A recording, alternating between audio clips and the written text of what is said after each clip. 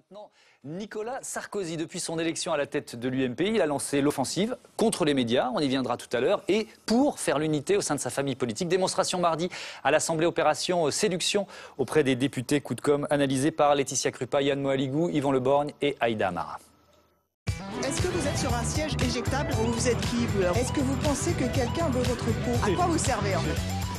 La scène se déroule à l'Assemblée nationale mardi matin. Et le coup de com' cette semaine, c'est la venue de Nicolas Sarkozy à la réunion de groupe des députés UMP, opération séduction. Et pour l'occasion, les médias sont au complet. Il faut dire que depuis son élection, c'est le jeu du chat et de la souris entre les journalistes et lui. Damien Fleureau, vous êtes Villa Montmorency dans le 16e arrondissement. Il est rentré chez lui. Est-ce qu'il vous a parlé à vous, peut-être? Eh bien non, non Christophe, c'est vrai qu'on a été un peu malheureux entre guillemets. Malheureux, les journalistes. Le nouveau président de l'UMP a réservé sa parole aux 20h de Claire Chazal dimanche. Bonsoir Nicolas Sarkozy, merci beaucoup d'être sur ce plateau. Bonsoir. Et c'est tout. Du coup, à l'Assemblée, c'est l'émulation des grands jours. Au moins que j'ai un accès quelque part ici, parce que si vous dépassez... On fait son arrivée ou il sera déjà dans la salle? Sauf que pour l'occasion, tous ne sont pas autorisés à filmer son arrivée. C'est l'attaché de presse de Christian Jacob qui a distribué les accréditations et la tension monte chez les recalés.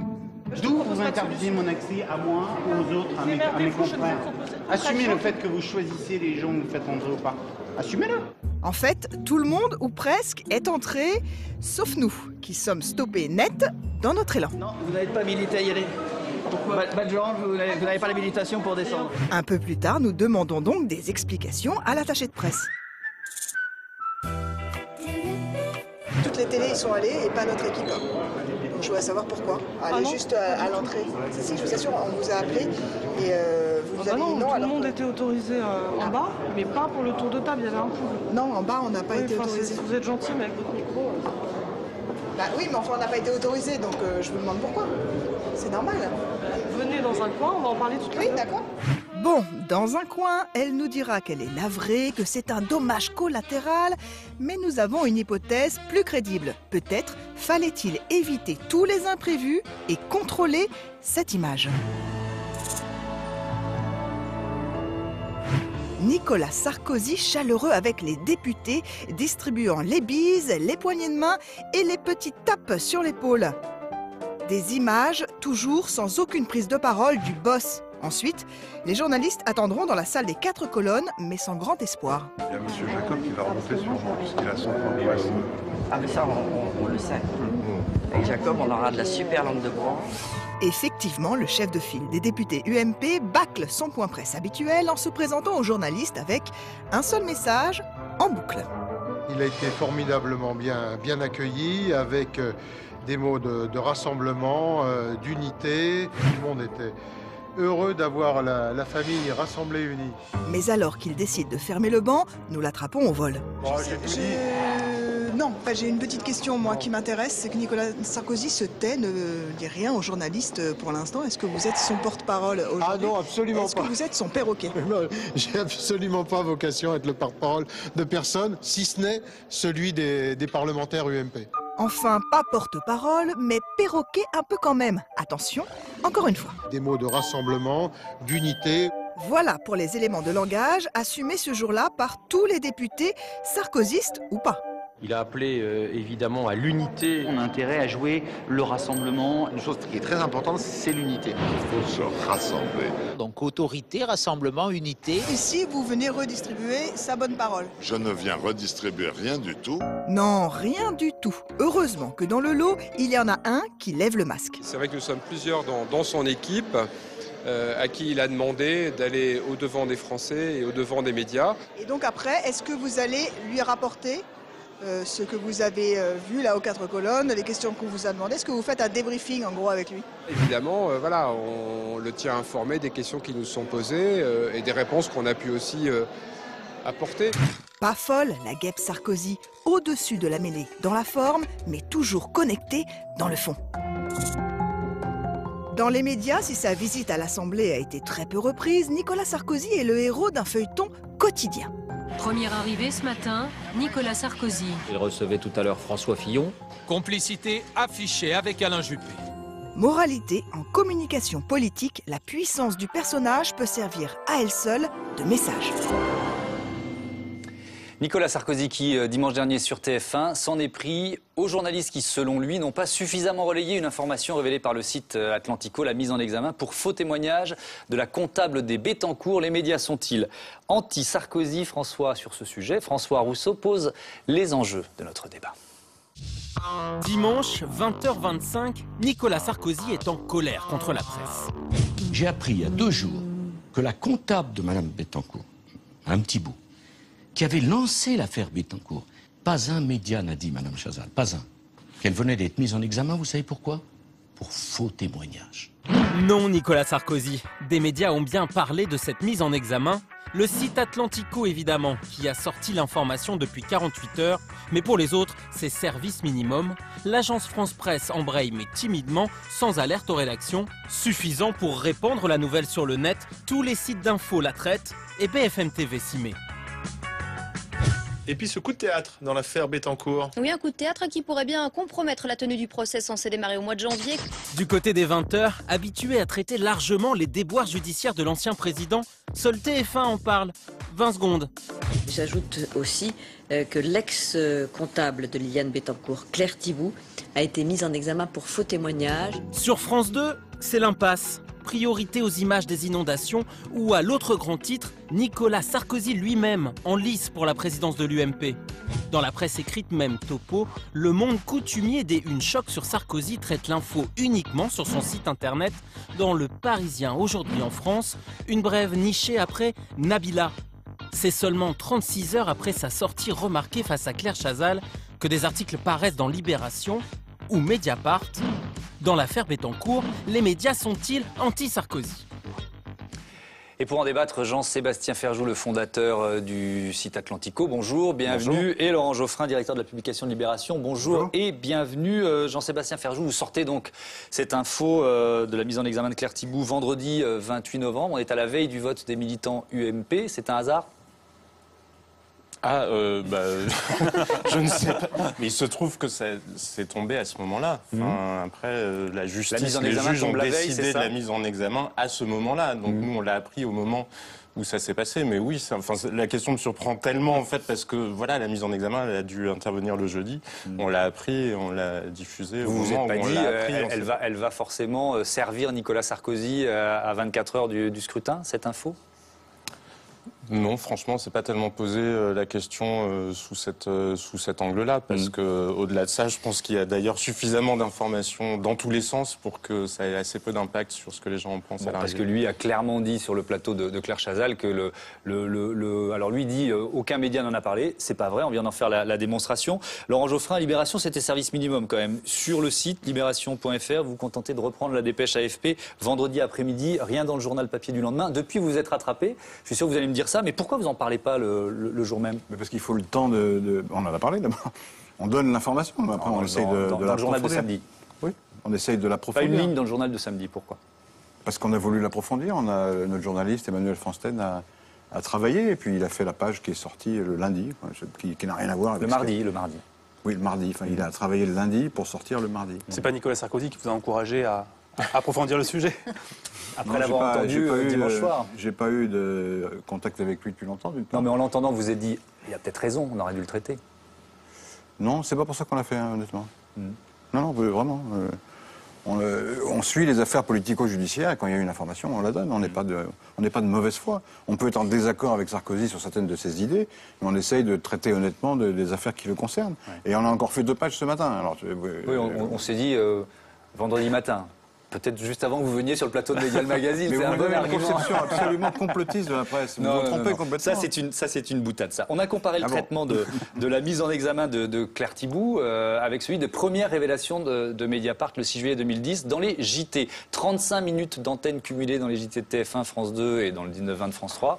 Et donc, ce vendredi 28 novembre, le scoop d'Atlantico, désolé Jean-Sébastien Ferjou, n'intéresse pas grand monde, en tout cas pas le service public, rien du tout. Seul TF1 lui consacre 20 secondes secondes, ce traitement à minima des JT, est-ce que vous y voyez une preuve de partialité, Jean-Sébastien Ferjou? Des JT, non, je pense que c'était pas l'histoire. Il y a déjà eu un non-lieu dans cette histoire-là. Donc après, je me tire une balle dans mon propre pied sur le scoop. Après, c'est pas non plus le scoop du siècle. Dans cette procédure-là, il y a déjà eu un non-lieu. Après, plus profondément, est-ce qu'il y a de la partialité ou de l'anti-sarkozysme? Je pense que c'est de la même manière que c'est pas parce qu'on est paranoïaque qu'on n'a pas d'ennemis. Ça n'est pas parce que Nicolas Sarkozy adore la posture de victime et qu'il a tendance à la surjouer que pour autant, parfois, il n'est pas victime d'une certaine manière des médias. Et c'est le cas, je pense, dans l'histoire Bettencourt, parce que l'histoire Bettencourt, c'est quoi, si on revient avant même cette histoire de mise en examen? C'est une histoire qui aurait dû être une histoire de financement politique. Comme il y avait prescription, qu'est-ce qu'ont fait les juges? Ils se sont déportés sur un autre délit qui était celui de l'abus de faiblesse, dont on voyait dès le départ que juridiquement il était extrêmement difficile à qualifier. Et pour autant, il y a eu effectivement un traitement extrêmement large dans la presse qui donnait lieu à, voilà, enfin, en plus qui entrait en résonance avec tout ce qu'on peut dire ou imaginer Nicolas Sarkozy sur son rapport aux riches, etc. Le traitement dans la presse vient aussi des indices de départ, quoi. Il y a eu cet enregistrement qui était quand même incroyable, et ensuite il y a effectivement des visites, il y a une concomitance dans les agendas. On pouvait penser honnêtement et légitimement qu'il y avait quelque chose. Laurent, pardon, dans les enregistrements, on n'entendait pas Nicolas Sarkozy qui venait soutirer de l'argent à Liliane Bettencourt. Non, mais ça explique pourquoi on en parle autant. Sur le fait que votre scoop le vendredi matin n'est pas tant repris que ça et que finalement vous bougez que quand il y a la dépêche AFP, est-ce que ça ne veut pas dire aussi que parce que c'est Atlantico qui est un peu petit et qui n'a pas forcément un écho incroyable dans les médias, pour que ça paraisse comme ça caché. Probablement aussi, puisque regardez, quand le Canard enchaîné a sorti l'information sur les 60 parlementaires qui étaient en délicatesse avec le fisc, on l'avait dit un mois plus tôt sur Kader Arif, on a été les premiers à le dire. Si, mais moins. Sur Kader Arif, on avait été les premiers à le dire. Sur l'histoire Rocancourt et le fait que Kofi Amian ait été mis en examen, on avait été les premiers à le dire. Effectivement, il y a pour partie ça, mais qui ne relève pas que de la taille qu'on a. Je pense qu'il y a parfois un problème, on s'en est rendu compte avec l'AFP, nous aussi. L'AFP a des gens qu'elle préfère parce qu'elle considère qu'il y a des sources qui sont structurellement plus correctes. Je voudrais qu'on entende Christine O'Crane sur ce débat. Vous auriez été la patronne du JT ce vendredi soir. Alors, les titres, c'était les inondations et la préparation du scrutin à l'UMP. Est-ce que vous en auriez fait... Plus pour en parler, cela dit, au-delà du cas Sarkozy, et effectivement de sa propension à jouer la victime, après avoir quand même été, il faut le rappeler, victime de la part de certains juges de mise en scène qui sont quand même proprement scandaleuses, le coup de 3 heures du matin. Mais je crois que c'est une remarque que tout justiciable se fait, la disproportion entre la charge et la décharge. Et ça, c'est vrai pour tous les procès. C'est vrai, encore une fois, ça ne concerne pas que les hommes ou les femmes politiques. Ça, c'est un défaut endémique des médias. Un défaut endémique des médias partout, mais singulièrement chez nous, où en fait on adore accuser, mais quand il s'agit de dire « ah ben peut-être, on y a été trop fort », etc., il y a, dans le meilleur des cas, 3 lignes. Donc là, je crois que sur ce cas précis, tous médias confondus, c'est une faute, mais c'est une faute endémique. Moi, j'essaye toujours de dire, s'il y a un non-lieu, si le type est innocenté, ou la femme, il faut le dire de manière très visible. Et c'est vrai que j'ai du mal, parce que les journalistes, comme ils sont des chiens courants, ils cherchent, quoi, ils cherchent. Ils disent c'est un non-événement. Heureusement. Ils disent quoi, le non-lieu, c'est un non-événement, c'est ça? C'est-à-dire qu'une fois qu'on l'a dit, c'est fini. Il n'y a plus de... Il n'y a plus de feuilletons. Les chiens courants, c'est mieux que les chiens couchés. Non, mais c'est pas péjoratif. Ça ne soit que ça. Il y a malgré tout des non-lieux qui intéressent plus que d'autres. Il y a malgré tout des propensions. Non, mais après, sur le cœur du sujet... Ce qu'il faut comprendre, c'est que l'instruction, dans nos démocraties, mais c'est comme ça dans beaucoup de pays, elle se fait à ciel ouvert maintenant. La philosophie de la justice, c'est que l'instruction devait être secrète, de manière à ce que l'opinion ne soit pas prise à témoin et n'influe pas sur la justice. Quand on demande la transparence dans la démocratie, ce système ne marche plus.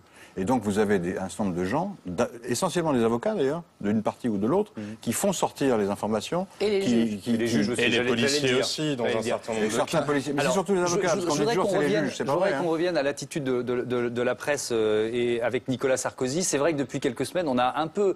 on peut être surpris parfois en voyant les unes de magazines. On a choisi 3, enfin 2 unes et un article. Celle des Inrock, magazine... de gauche, qui fait sa une sur la Juppé Mania, Vanity Fair avec Christine Lagarde, et puis GQ qui fait d'Alain Juppé l'homme politique de l'année. On a un peu l'impression que le tout sauf Sarkozy, c'est devenu un slogan de la presse française. Et en tout cas, un mot, à mon sens, dont on aura tous une indigestion aiguë très vite, c'est le mot rassemblement.